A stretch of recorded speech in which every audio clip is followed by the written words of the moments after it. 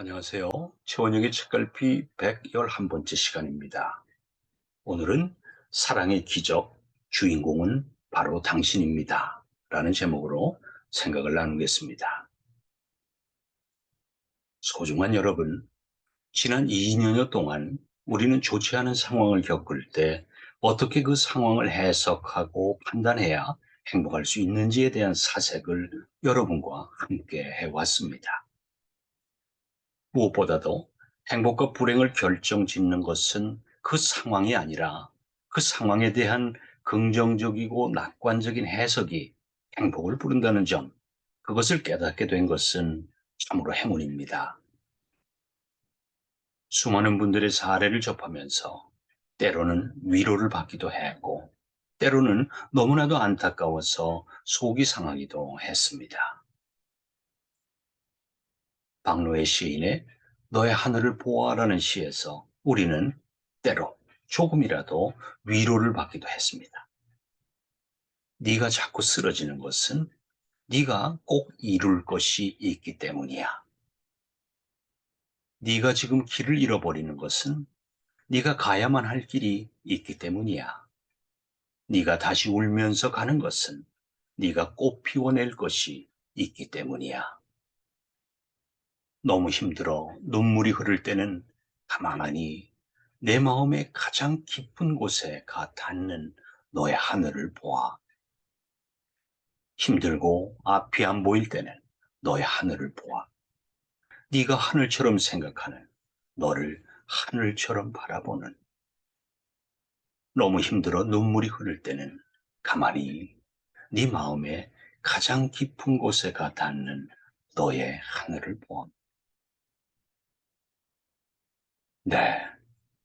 최원영의 책갈피 속에 담긴 수많은 사연들이 차곡차곡 여러분들의 마음에 쌓이다 보면 어느 날 문득 내가 많이 변화되었다는 것을 느끼시는 분들 계실 겁니다. 변화는 불편함을 동반합니다. 그래서 변화하기가 어려운 것이죠. 그래서 가장 좋은 변화는 자신도 모르게 변화하는 겁니다. 일주일에 한 번씩 책갈피를 접하시다 보면 여러분도 모르는 사이에 마치 가랑비에 옷이 젖는 것처럼 변화되실 겁니다. 오늘 이 시간부터는 향후 2년 동안 사랑에 대해서 살펴보려고 합니다.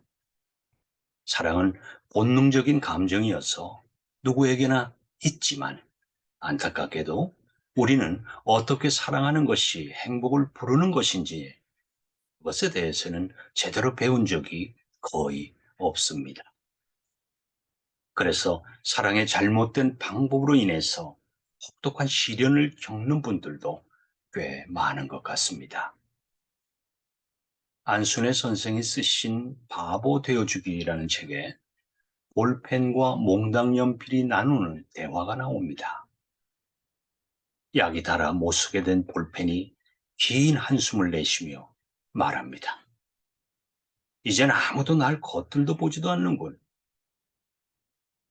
옆에서 지켜보던 몽당 연필도 힘없이 중얼거립니다. 나도 한때는 열심히 쓰였는데 정말이지 둘은 아무 쓸모도 없는 천덕꾸러기가 된 겁니다. 둘은 등을 돌린 채 말없이 하늘만 쳐다보고 있습니다. 문득 슬픔이 밀려옵니다. 그때였습니다. 누군가가 오더니 볼펜 머리를 돌리고 볼펜심을 빼더니 그곳에 몽당 연필을 끼웁니다. 그들은 하나가 된 겁니다. 이제 잘 써지지? 네. 서로가 서로의 부족함을 알고 그 부족함을 채워주는 것이 바로 사랑입니다. 그때 사랑은 쓸모없던 우리를 쓸모 있는 존재로 거듭나게 해줍니다.